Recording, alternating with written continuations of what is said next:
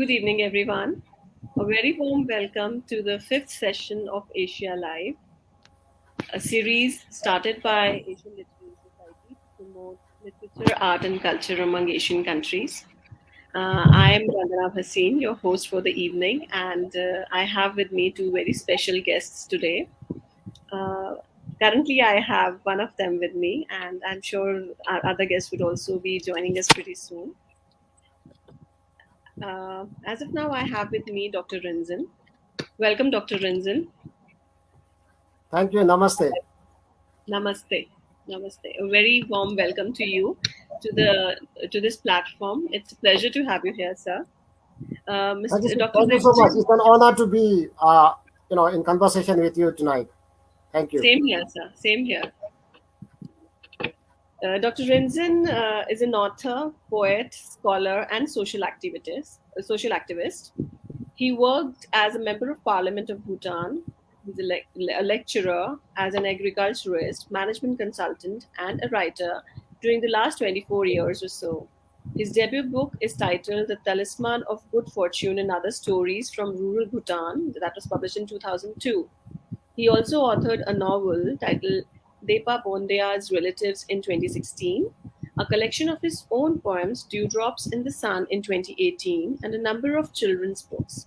His poems have been widely published in over 70 international anthologies, wow, in journals and magazines. Dr. Rinzan earned 5 academic degrees in multiple disciplines from Australia, Bhutan, India, and the Philippines, with various awards for academic excellence.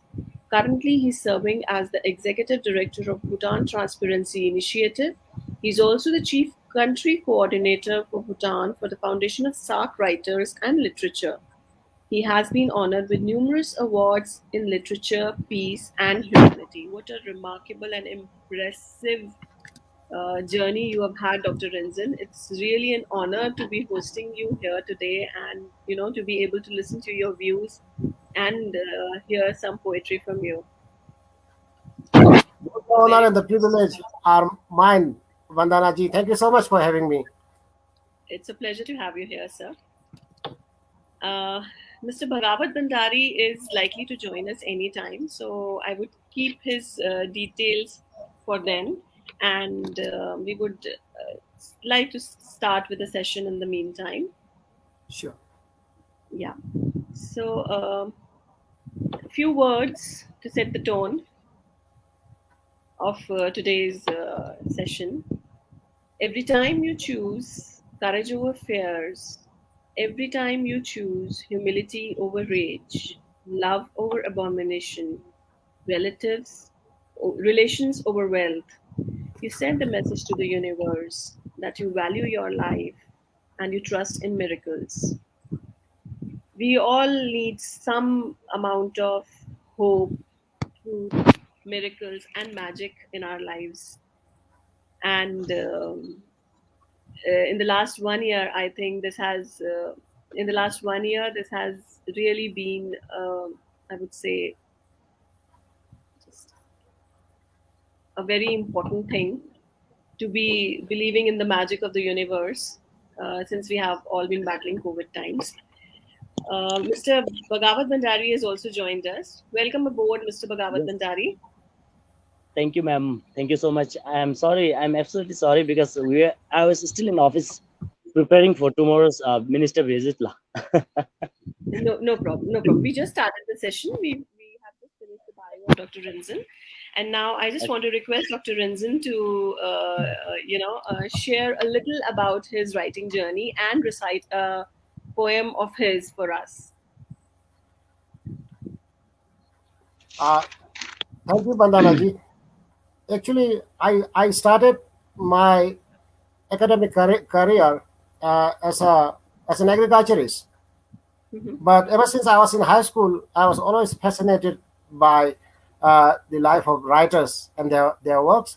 And I had always wanted to be a writer myself someday. But my dream came true only in 2000, around 2000, when I was all alone, only Bhutanese in Melbourne city, studying there, and felt so homesick. And I started writing stories just for fun. and then later it turned out into a book which was published as Talisman of Good Fortune and other stories uh, from rural Bhutan. And then again I was into agriculture research and again got lost in the scientific world, then disappeared for almost about 12 years uh, Mm-hmm. from from the literary world, and then eventually I could come back, and now here I am.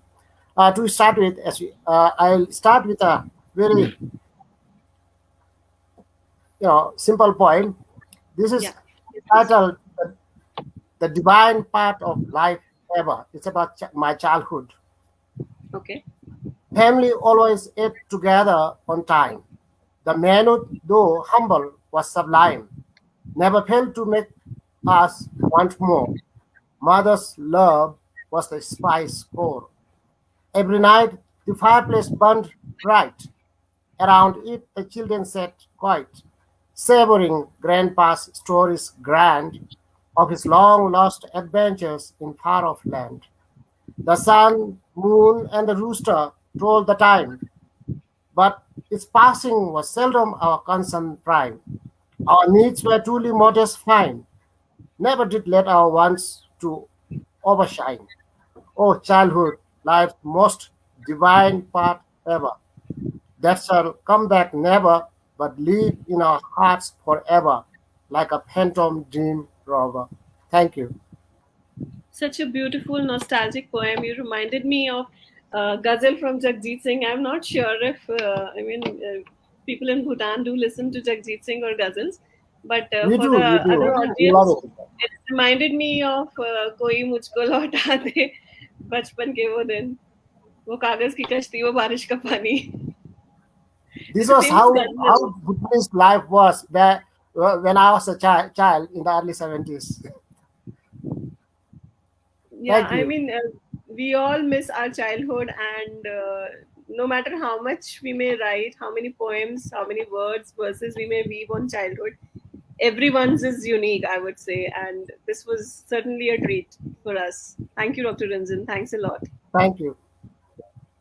Welcome, Dr. Bhagavad Bhantari.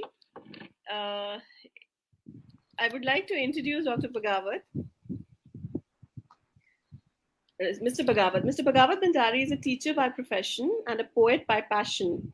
He has published one of the anthologies titled Poems with No Rhymes or Reasons.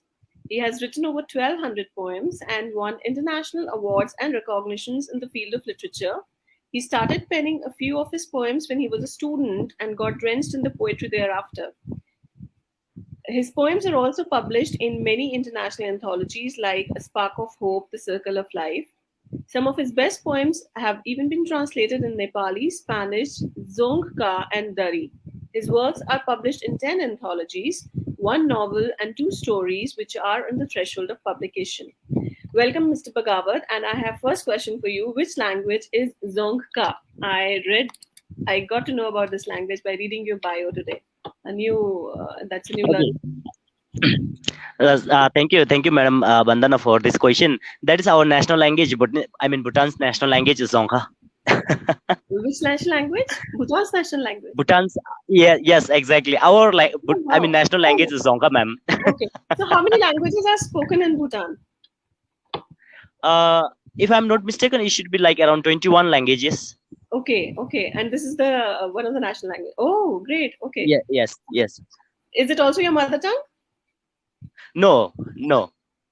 Okay. My mother tongue is different one, but this is national language that we speak in Bhutan. Oh, great, great. Good to know that. So, Mr. Prasad, you've written that you have been writing since your school days. So it must have Yes, been yes, like how many exactly. years? 20, 30 years that you must have been writing. Am I right?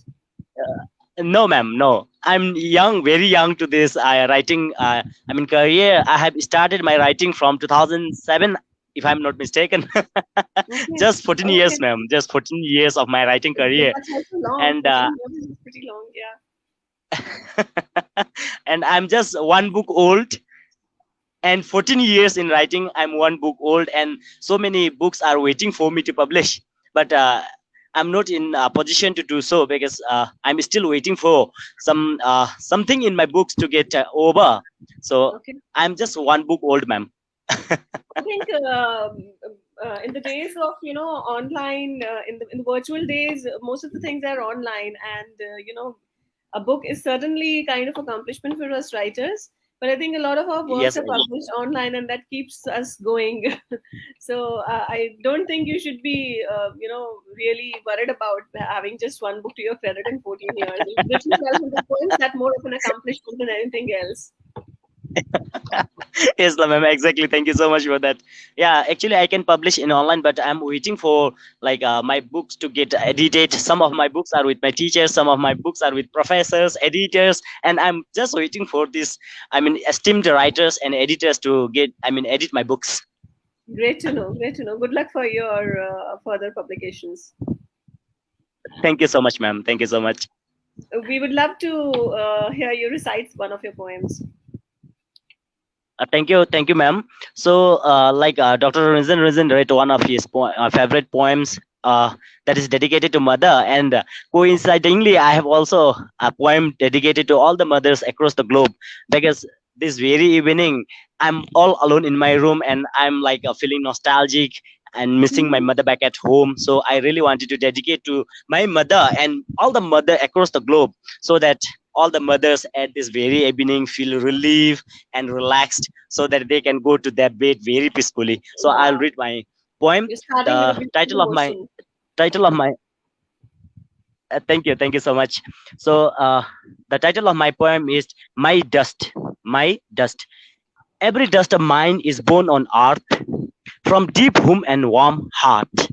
A generation runs through my chest, sucking my enduring breast. Every drop of blood that I bleed is born as a child to lead. I'm a founder of every civilization and I'm a creator of every creation. This is the shortest poem I have ever written to my mother and all the mother across the globe. Thank you so much. Very beautiful, very beautiful. I'm sure all the mothers would really be touched by your words. Truly amazing. Thank you, ma'am. Uh, Before we move on to Dr. Rinzin, I would like to recite one of my poems. And the poem is titled It Takes Courage. I'd written this poem in response to some contest run by ALS only. It was written last year during the days of COVID, so maybe it has some of those emotions here. It takes courage. In a world obsessed with rules and sovereignty, where judgments and opinions reign the society, it isn't easy to create your identity. To create your identity, you step out every day. To make your mark, to seize the day. I know it comes at a price. I know it isn't easy. I know it isn't easy to voice your thoughts. I know how people condemn and sabotage. I know how you always have a choice to withdraw. Yes, you have a choice to cocoon yourself. You always can choose to silence your words, but you choose to stand. You choose to fight. You choose to fight your battles, then surrender in the game. Indomitable, you contest for your dignity, not fame. Life, we all have one. Then why live in shame? Why live in shame, fear, or remorse? Why tolerate prejudice, deceit, or fraud? When you have the grit, when you have resolved, I know you have resolved to stand for yourself. I know you aren't a quitter. You'll walk the bend. I know it takes courage to face the world. Yes, it takes courage to face the world. Yes, it takes courage to step out every day, to make your mark, to seize the day. Thank you. Thank you for listening. It was written on one of the days when I really needed to tell myself that I need to keep walking. And I It's a hope it highly made sense. motivating poem, man. Highly motivating poem. Beautiful. Thank you. Thank you. And it followed loop poetry. So the last words of every stanza were taken as the first words of the next stanza throughout. Wow. Beautiful. Thank you. Thank you. So, Dr. Vincent, now we would like to come back to you and request you to recite one of your verses. I didn't hear properly. Did you ask me Vandanaji? Yes, sir. Okay. Yes, Oh, sir. I said we would love to sorry, hear there's some something. disturbance. No problem.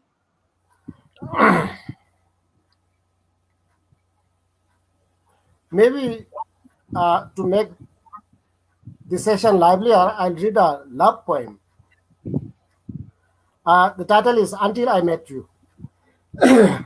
Until I met you, I was raw and restless, often careless and reckless, ambitious yet clueless. Until I met you, yesterday didn't mean much. I used to live today as such. Tomorrow, I thought was always in my clutch. Until I met you, love was a game of infatuations, to play along without much expectations, with mutual gains as accepted regulations. Then you came along, as if to save my soul gone wrong. A hasty change didn't seem possible, yet you made it all seem plausible. I often faltered, yet your love never altered. You felt my soul. Now we have the same goal. Thank you so much. So beautiful on the emotions of the love until I met you. Wow. When it was like flowing, your words were really flowing and, describing the entire journey and the emotions one goes through when person is in love. Very beautifully Thank you written. so much. Was it written for somebody specific, Dr. Renzen? I hope that's not a personal question that I'm asking. Honestly, I wrote one day. My wife wasn't really happy with me. With husband and wife, it always happens. Mood swings. So to make her happy, I wrote this poem. Honestly, thank you. So I was right in guessing that it's written for someone special. Thank you. So we have those days when our family members complain that you write for the entire world, but you never write for us. So even I have faced that situations. My kids demanding and my husband asking. So that is why I thought that it had all the emotions overflowing. Very nice. I'm sure she must be very happy after listening to this. Oh yes. Honestly, after I shared the poem with her, she was fine. In fact, she started loving me more than ever. Wow, the words really do have power. Great. Yeah, Dashi Rinzin created made my evening a very lovely one reading his love poem. Thank you.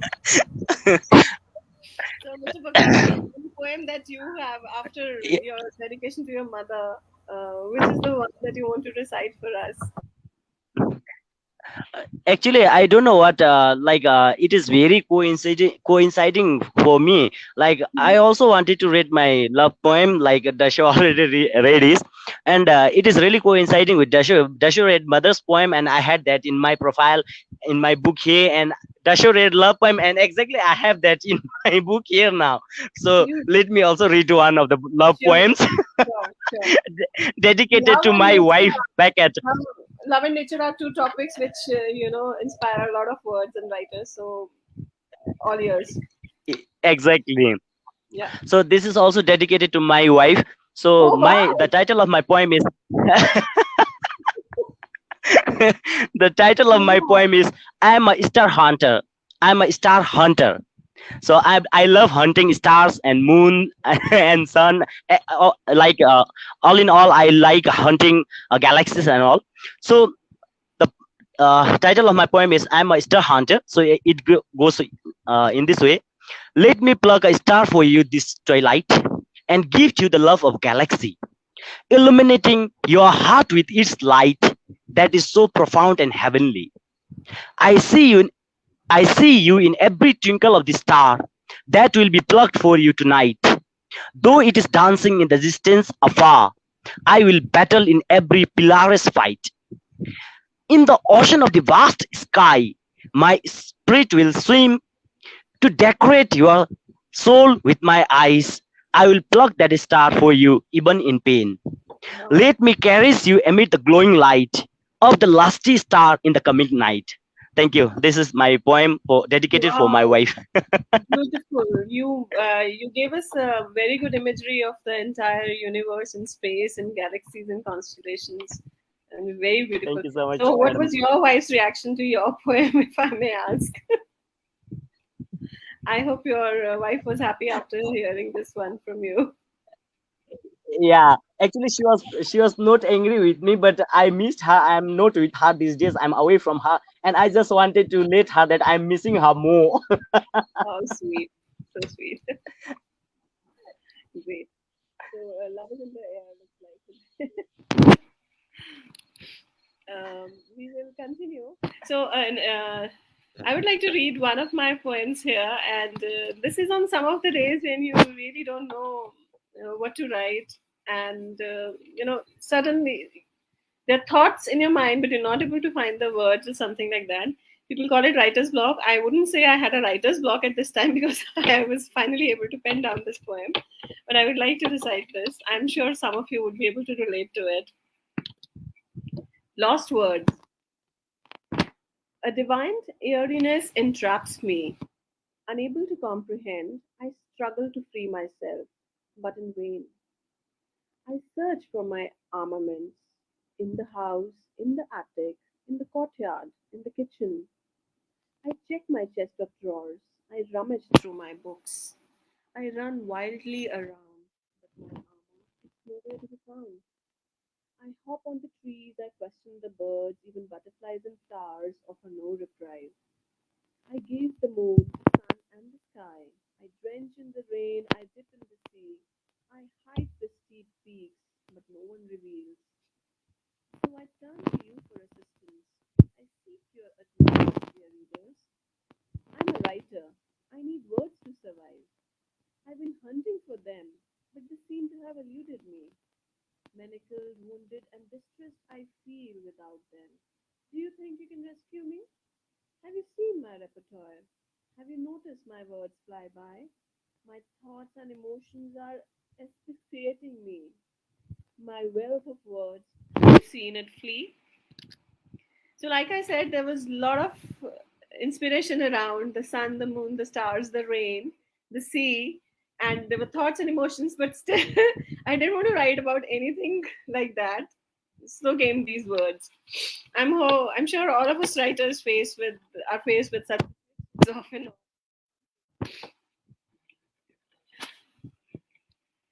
Uh, Dr. Rinzin, you're muted. I would like you to unmute yourself.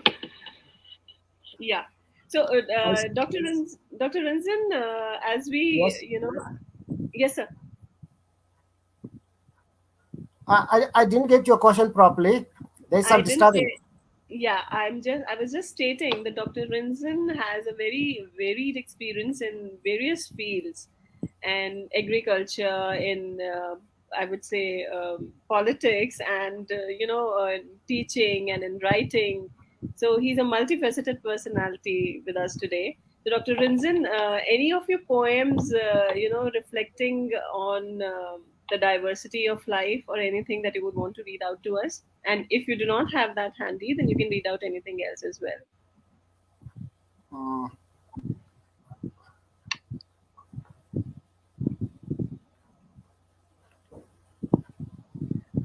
What I would do I think is I would it will be hard for me to find one no right problem, away. no So problem.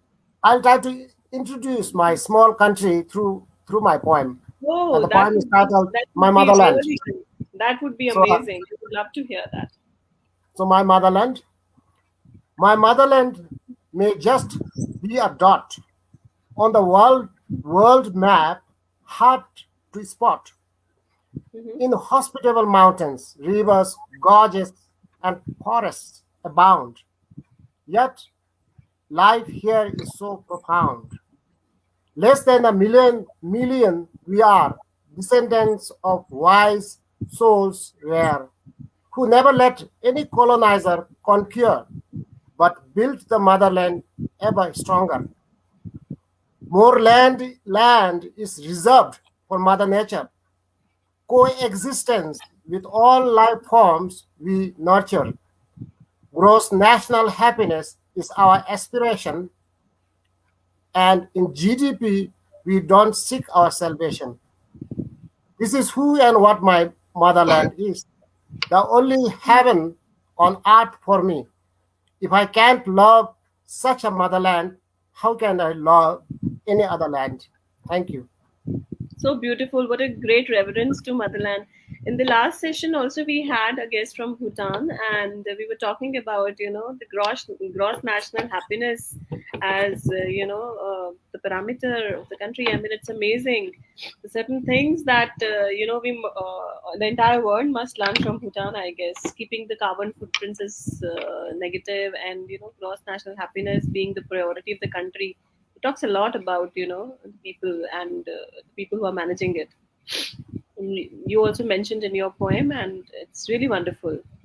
Thank And the you. more Thank you. the more and more sessions I'm having with the people from Bhutan, I have an urge to visit Bhutan now. You must, and very soon as this COVID problem COVID goes is away. solved, Yeah, I yes, know. you I must. know. You are welcome. Certainly, sir. I would definitely like to meet you in person as well. Mr. Bhagavad Bhantari, we have 2-3 minutes with us, so if you could be kind enough to read one more of your gems to us. Okay, ma'am. Actually, your voice is cracking and I'm not able to hear you properly. Would you mind to repeat, ma'am? I said, can we have one more poem from you, because we have a few minutes left, so it would be good to hear one more poem of yours. Okay, thank you, ma'am. Thank you for giving me this another opportunity. And I really wanted to read this poem. I was worried whether I'll get time or not. So I'm really happy now. So the title of my poem is The Prime Rose. I really love evening, especially when lights are on, and when I could see distant away in hills, and when lights are flickering. So I love evening, and I wrote this poem a few days ago. Okay. So I would like to read this poem. The title of my poem is The Prime Rose. Mhm. The light that flickers in the distant hill grates my emotions, and my heart dances in thrill in varied directions.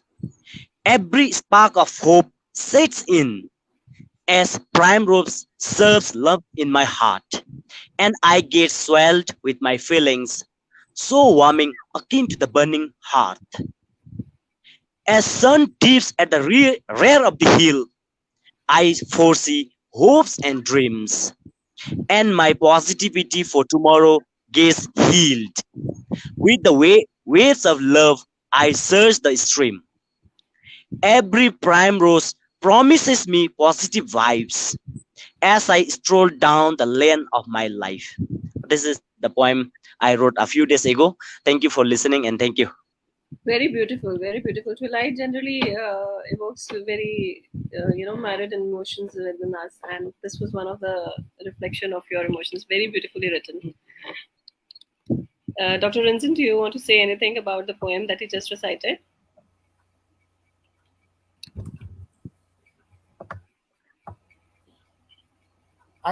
So sorry, I couldn't hear properly again. I get disconnected quite often.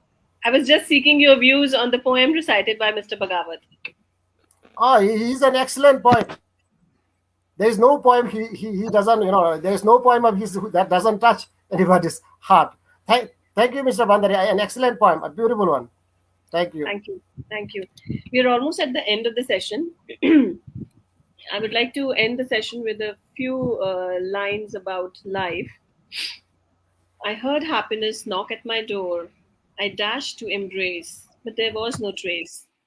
Darkness was all I could see. Was it a mirage? Deserted I felt in the desert of solitude, when raindrops moistened my face. I heard someone call my name. I looked around. Dry sand was all I found. No human, no rain. Was it a mirage? I kept chasing life throughout my life. A glimpse I thought I may have witnessed. Insatiable I was. I never had enough. At last I understood. Life is a mirage. Um, Thank you so much. I think we've lost Mr. Bhagavad Bhandari from our session. There's been some connectivity issues at his end. I guess so. Yet another beautiful poem from you. Thank you so much, Vandana ji. Thank you so much. Thank you, Dr. Dunzin. It's really motivating to hear words of appreciation from you. And it was beautiful. It was a pleasure to host you and Mr. Bhagavad Bhantari today. And on behalf of ALS and Manoj Krishnan, I would like to thank you for joining us here today. This initiative has been started last month, where we are hosting people from writers and people from different countries of Asia, and we're just trying to give everyone a chance to speak about their country and listen to their voices, so that it feels good to have people from different countries on the same platform, and it gives a feeling that poetry really is powerful and there is no boundary, no physical boundaries. And I'm grateful to Manoj Krishnan, ALS, to you, Dr. Rinzin, to you, Mr. Bhagavad Bhandari, and to all our audience for being with us today. And any last words that you want to say before I sign off, Mr. Bhagavad Bhandari? Thank you so much, Vandana ji. Thank you, brother Manoj Krishnan ji, and everyone at ALS. We had a great time. Thank you so much for having us. Thank you, Love sir. and greetings from Hello, Bhutan again. ma'am. Thank you. Yes, Mr. Bhagavad. I'm not able to hear you. There are disturbances in between. Okay. We are able to hear you loud and clear, and we are just ending the session. So if you want to say anything, otherwise, I think the time is up and we would like to wind up. Okay, I think there is some connectivity issue at his end. So good night, everyone. Thank you. We Good had night. a Thank you so lovely much. time with you. Thank you, sir. Thank you so much. Thank you. Good night, madam. Good night. Thank you so much for having this program with us. Good night, sir.